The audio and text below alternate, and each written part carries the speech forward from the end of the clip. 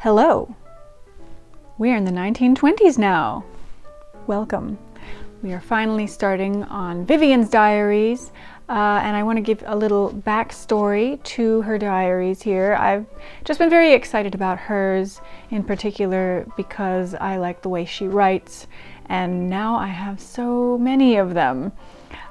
So let me briefly tell you the story of Vivian.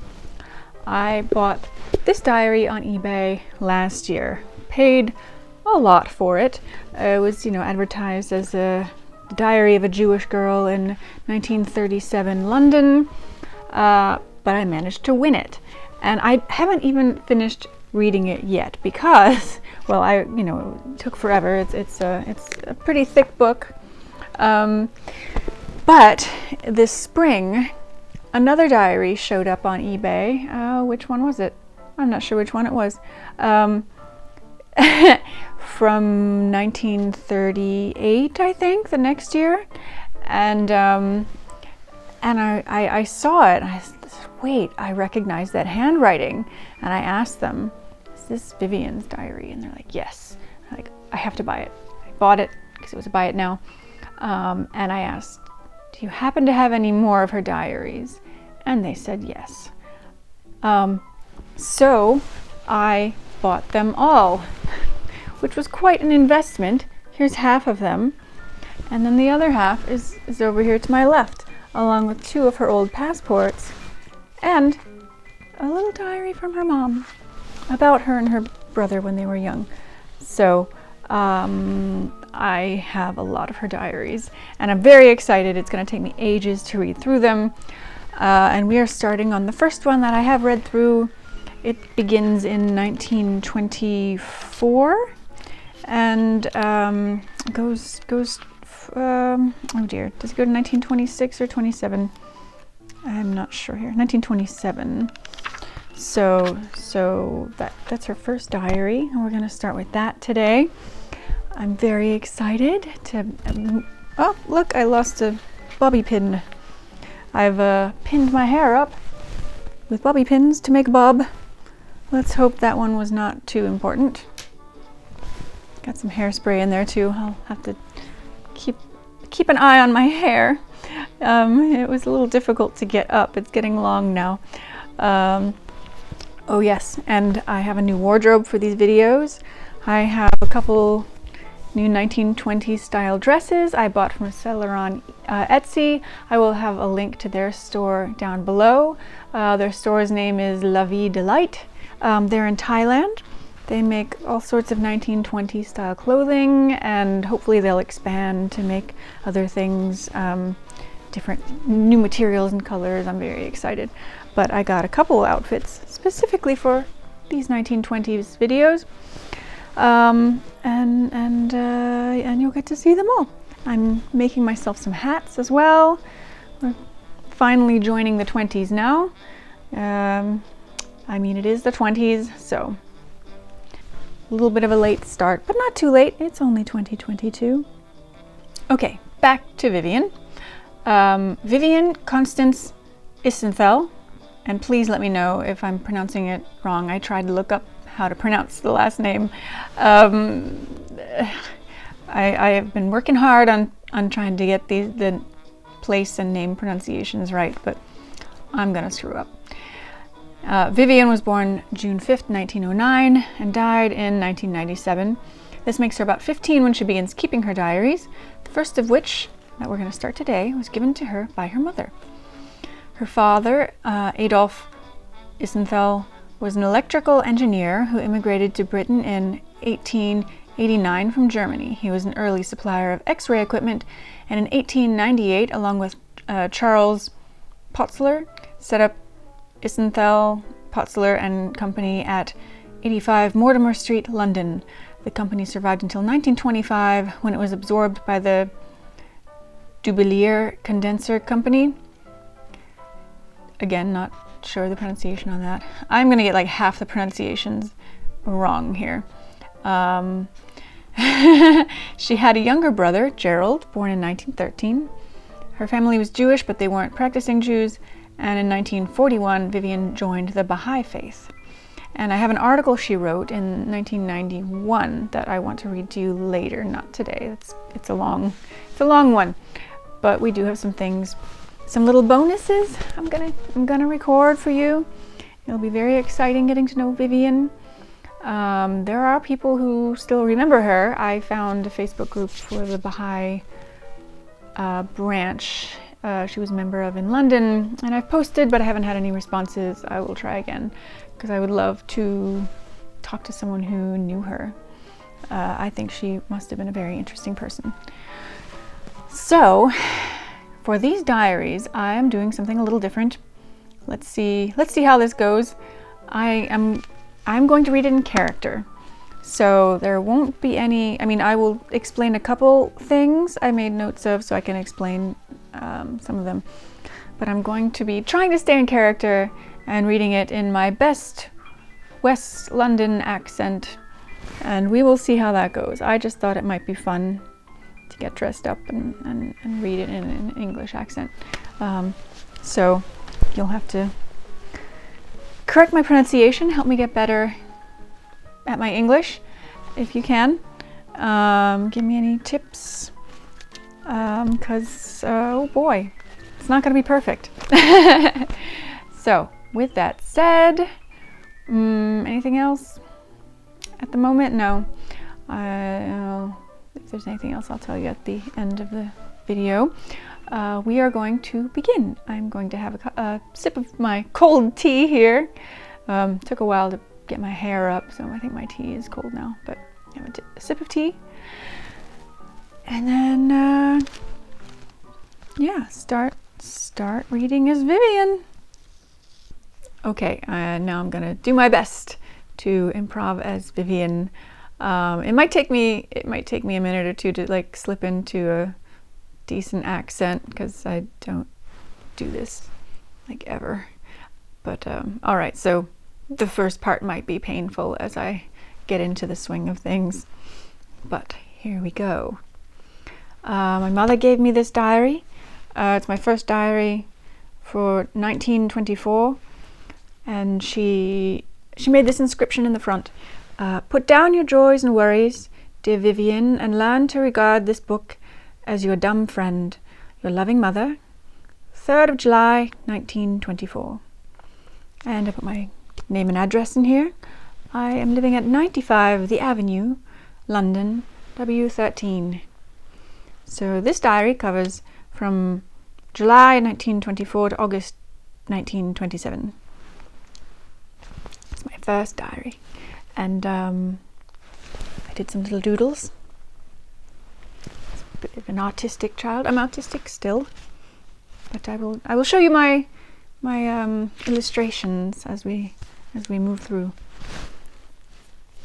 So July 3rd, 1924. I start this book with mixed feelings. Joy is one of them, for I am happy to at last possess a book in which I can write down my feelings. They will bring great comfort to my troubled mind in sunless days, and laughter and smiles to my face on bright days. I also experience a feeling of great awe, for I know that in the years to come, when I read the clumsy thoughts of these earlier days, I shall laugh surely and think myself a fool. And yet I know no better now, but must learn from experience, and try to avoid making the same mistakes in hours and days and years more than once. Some day, perhaps, when I no longer fight the battle of this world, this precious book of mine will fall into unworthy hands, hands that shall turn over the pages yellowed with age, only to mock and say, she must have been very old-fashioned. Who nowadays would think of writing such a book? Ah, but then they did not have the radio thought recorder. What a waste of time. There may be others who shall say, man is forever inventing new things. In those days they wrote by hand, and it was not then a mechanical process.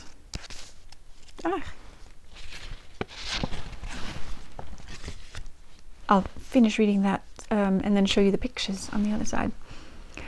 Time and love was spent on it, and surely it is not a thing to be laughed at. I hope that those that come after me will profit by the account of my mistakes and live purer, better lives than mine. After all, man is a weak creature, and it is a great pity that one life only in this world is allowed to us. So often we start some great project, for the good, perhaps, of all nations, only for others to see its completion and success, while we who have toiled for it enjoy little or no praise for it. I have pictures over here of myself and my classmates. July 11th. Oh, what an exciting day it was! It was the day on which we performed the play The Princess by Tennyson. All the morning we were terrifically hot and excited, for it was 82 degrees Fahrenheit in the shade. I felt as if I was turning into a lump of grease. Geography lessons seemed terribly long to everyone, and I felt really quite sick, though I knew I had nothing to say in it. I had no appetite for dinner, but I managed to get through it somehow. While the others arranged chairs in the hall, I went out into the playground, and I stood chatting with Ruth Williams and Evelyn Hunt until the bell rang. Beryl Kervin, who had been absent in the morning, much to everyone's dismay, turned up safely, and so saved the dance. Miss Jenkins was busy up in the classroom, pinning something here, sewing something there. When the bell rang at 2:15, we all went down into Miss Sampson's classroom and started undressing. Lily, Cabbage, which we call her Cabbage, helped me to put on my dress, and I got Beryl Kervin to do up my hair for me. At 2:15, Cabbage came in to tell me that Granny and Ma had arrived. Violet told me that I looked very much like Mother when I had my hair up. Rosamond rouged my face for me very slightly, but not much colour was needed. Then she powdered my nose. Soon Miss Jenkins came in to give us her last blessings, as she said. Now Mary Henwood, the prince, went out to say the argument. She sounded very nervous. Gwen acted very well indeed, and squeaked superbly, while she fiddled about with her hands. In the first scene in which I came on, Joyce Dawes stood nicely in front of me and completely hid me from view. In the dancing scene, our song Sweet and Low was very loudly applauded, so were the dance and the prince's song, Oh, Swallow, Swallow. When it was all over, we walked onto the stage again. The prince then went up in his pink dressing gown and his gory bandage and handed Miss Jenkins a lovely bunch of pink carnations, and then we pushed Joyce by main force onto the stage, and the princess gave her a box of King George chocolates. We had all contributed towards these gifts. Then we stood talking to our parents in the hall, and to Miss Rossthorne. Miss Jenkins came up to Ma, and when I came to them, she said again, as she had said at Speech Day, "The best things are wrapped up in small parcels." Then we went out into the garden, and Beryl Etherington took our photo. Then we went back to the dressing room. J.S. handed round a big tin of chocolate biscuits, and Hilda brought round apples and bananas. I waited outside with Mummy until Dad came in the car to fetch us home. I was hot and tired, but contented. Only one thought lurked at the back of my mind, and which rather spoilt things. Tomorrow I have an appointment at Mr. Rogers'.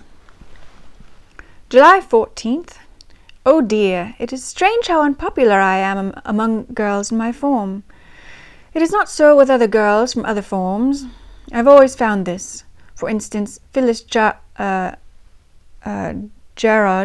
and I, Ingram, they used to be absolutely horrid to me, but now they treat me with a great respect, and they even asked me to play tennis with them the other day.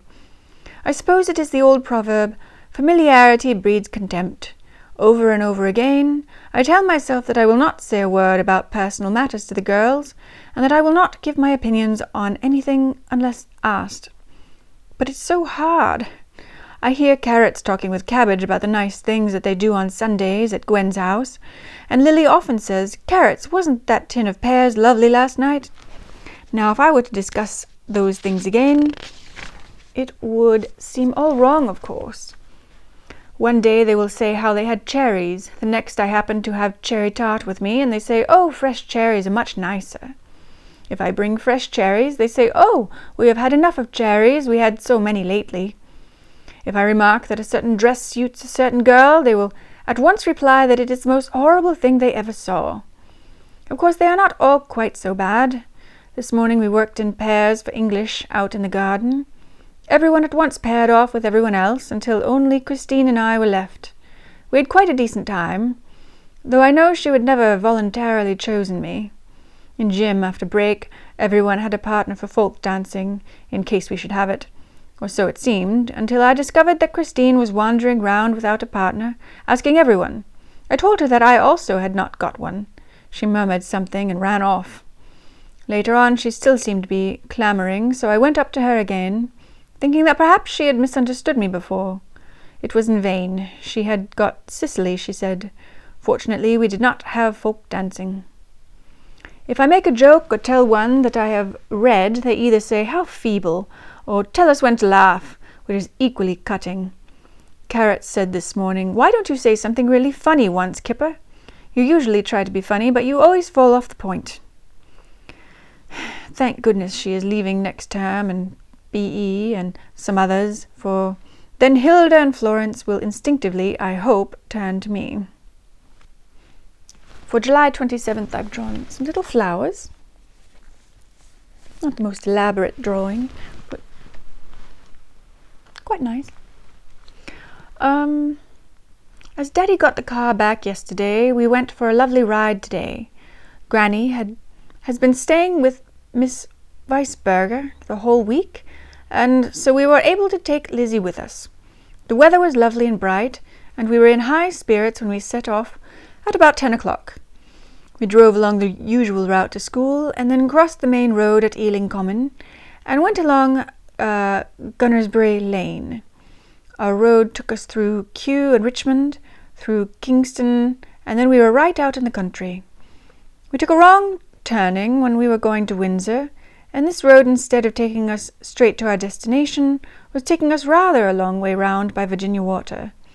However, as we had heard so much about the beauty of this place, we decided to go on. The route here was very much like a switchback, up and down continually. The scenery was very wooded and beautiful. At last we could see waterfalls through some trees, and when we passed a big gate, a man standing outside invited us in. We asked him to keep an eye on the car for us, and then went in. After walking down a rather steep path, like those in the Scheveningen Bosjes, it's a garden in Holland, we came upon a grassy slope strewn with swan feathers, which led down to a large and beautiful lake, quite surrounded by trees, just like in Scheveningen, which I'm terribly sorry I can't pronounce, with some stately white swans sailing very majestically up and down. Following the path to the right, we came upon the falls. They were simply heavenly. The water fell and splashed over large rocks and boulders, overgrown thickly with a bright green moss, interspersed here and there by a shrub. It was at the same time a wonderful and an awe-inspiring sight. The path led us to the bottom of the falls, and here the water bubbled and gurgled in an ecstasy of white foam as it trickled down in clear streams through the large rocks. We picked some strange flowers by the water's edge. This place was like Scheveningen, Achterhoeven, I can't pronounce that either, and Wildbad all combined. Just as we had said in Holland, and "I want to be a Dutch duck," I now said, "I want to be a Surrey swan." It really was a most delightful place. Ma scrapped up some moss for her bowl at home. Finally, we had to start again.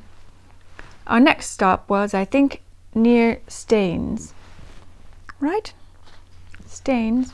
This time we got out by the roadside, and Jerry, Lizzie, and I all began to pick flowers as fast as we could. Lizzie and Jerry picked mostly some lovely pink flowers that grew in tall racemes and bracken, while I picked purple heather. There was a lovely lot of it, and some other specimens. We succeeded in getting out some fine heather roots.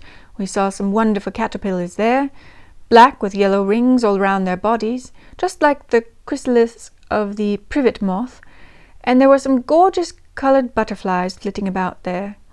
We thought they might be the butterflies from those caterpillars.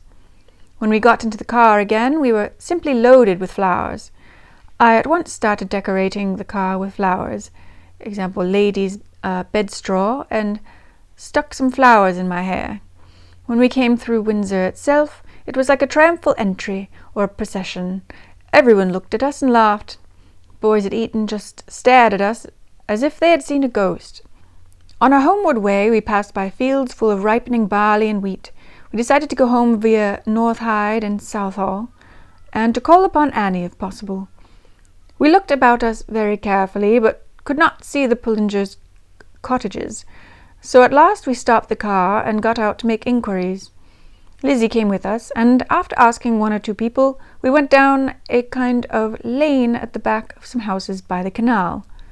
Chickens were running about here, darting across our path, to hide under the bushes close by. A fierce black dog was chained up to a pole, and when we attempted to pass him, he barked fiercely and dashed after us. And then it was that we discovered that he was on a very long chain which stretched practically right across the path. However, Lizzie made a brave dash past him, and just succeeded in avoiding him by about a couple of inches. I said to Jerry, "Come on, it's our turn now," and just as Lizzie was trying to attract his attention so that we could get past, a man came out. We explained our difficulty to him, and he held the dog so that Lizzie could pass through again, remarking, "I wonder that he let you through at all." We now had to go by a roundabout way until we came to some miserable little huts down by the canal. A boy of about 20 sat outside the last of these, reading a paper. He was a sallow-looking lad, very dirty and untidy. Just then I saw a little red-haired boy standing down by the canal, and I realized that it was Clary. "Hello, Clary," I said. "Where's Annie?"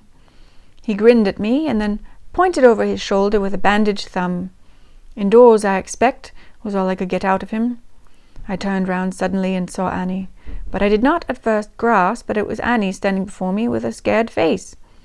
I only saw her for a second, because she quickly popped indoors again. She looked simply awful. Her hair was coming down, and her face was a horrid colour, all yellow and dirty-looking, and she looked ever so ill, like when she first came to us. I called her, and then she came out and shook hands with all three of us, in a rather shamefaced way. I told her that Ma was just across the bridge, and so she went in to change her shoes and put her hat on. Her Ma now shambled out to shake hands with us. She was simply filthy, and I did not very much like to shake hands with her. Annie came with us to the car. She told us all about her work, and then we gave her a pear and some heather for luck, and told her to come and see us, and then drove off. We got home about 2:15 p.m. August 8th. Today, Friday, I got my first week's wages at Daddy's office. Ma was to meet inside the exhibition in the afternoon with Gerald at 2 p.m. So of course I had to hurry. We worked out the wages in the morning, and being on the staff, bank holiday Monday, and this afternoon half holiday, did not matter. I got £6. As soon as 1 p.m. went and the engine stopped, I ran upstairs to fetch the water, and then went down to make the tea. I told a woodcock not to pour on any more wash-up water today, as I had no time to do so. When I got to Wembley, I bought a pair of slippers in Hong Kong for I can't read how much that is. I'm sorry. That is all I wish to write about that day now. Jolly lazy. That's a note I put down in a couple of years later, 1927. I reread my diary. September 12th. It is many weeks since I last wrote in this book, for I did not have enough privacy to do so. It was only yesterday evening that we came back home. It was a very tiring and exciting day. In the morning, my first thought on waking up was for the weather. It looked dull out, but I hoped the sun would soon come out. Jerry said he had not slept much the whole night because he was so excited. Jerry had no appetite, but Miss Weston saw to it that he ate a good breakfast. I sat down to get on with Vanity Fair, and Kitty, the eldest sister, read Room 13. I did not want to go out at all in case Daddy should come. We had to go shopping with Bunny, though, and I bought some of Mrs. Barnes' Southburn cream toffee and some fruit for the journey, for I thought, of course, that Daddy would come alone in our soap box. Miss Geraldine said that she thought it quite probable, however, that Daddy would bring a friend. I said to Jerry I should split if Daddy brought Pa Painter for a lark. They made us go down on the sands to wade for the last time and promised to come to the railings and wave should Daddy come. We went into the sands, and after finding Miss Mayne and depositing our shoes in her hut, we paddled. Andrew and Jerry were having a scrap, and the latter splashed his trousers, of course. You may be sure that we looked up at the cliffs pretty frequently. At 1:45 we went up again and met Bunny with Hittum coming down to fetch us. No news yet. For dinner we had Irish stew with barley in it and large pieces of turnips.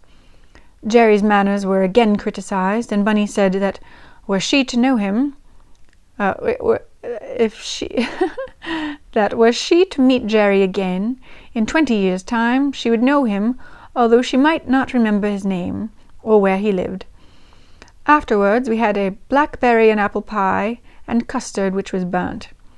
Then Jerry lay down to rest on the sofa in the dining room, and I asked if I might sit by the drawing-room window with my book, so that Daddy could easily find the house. I had not been seated there for long when a car came past.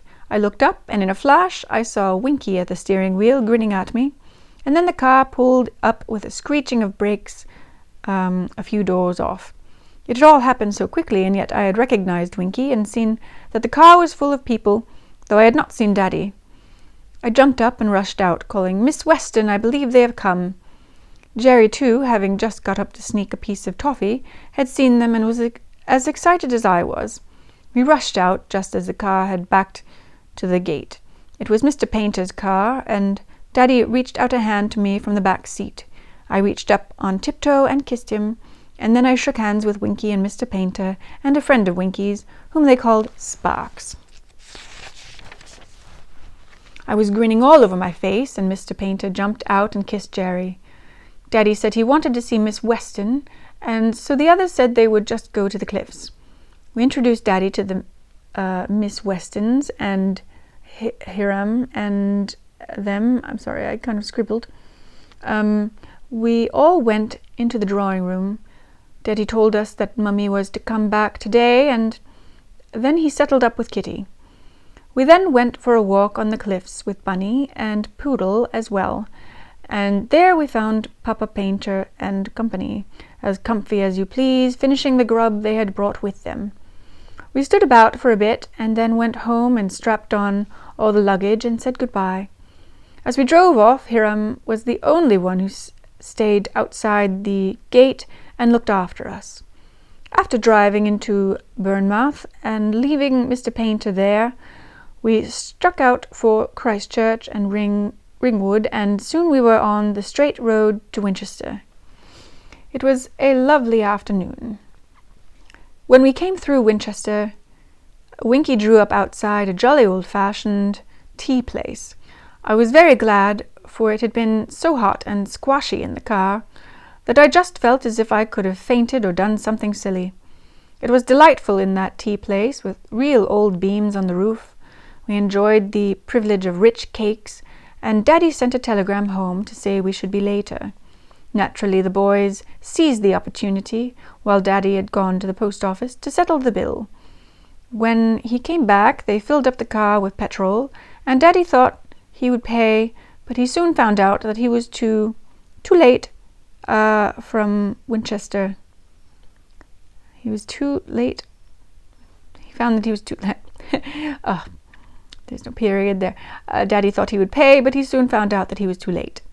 From Winchester, the road was beautifully straight, and at one time we went at 56 miles per hour. When it began to get dark and the moon looked bright, I lay back on Daddy's shoulder, for I was very tired. I sat up, however, when we came to Osterley. As we drove up to the house, it was now quite dark. I could just see Granny at the gate. Jerry sprung out at once and rushed into her arms, and I followed suit. Lizzie came out and swung Jerry up into the air, and then tried to do the same to me. She brought out Peter, and Ginger followed her. Peter clung to Jerry and purred. The flowers in the front garden smelled so sweet. When we came in, Granny explained that she had not opened the telegram we had sent, for she thought it was from Mummy, and so naturally she said she did not open it. Of course, she had been in awful stew while waiting for us. To our delight, we had fish for supper, the first for over 3 weeks. I could not eat much, though, for I was very excited, and so was Jerry. I gave Granny her sweets and Lizzie the rock, and then we went to bed. And that is where we're going to leave it for this reading. I'm going to change and get prepared for the next reading. I'm going to do 2 or 3 today, depending on how many I can fit in. So if any of you are new to my diary readings and not aware, I read the first part here publicly on my YouTube, and then the rest of it gets posted privately on my Buy Me a Coffee page. Right now it's $5 a month.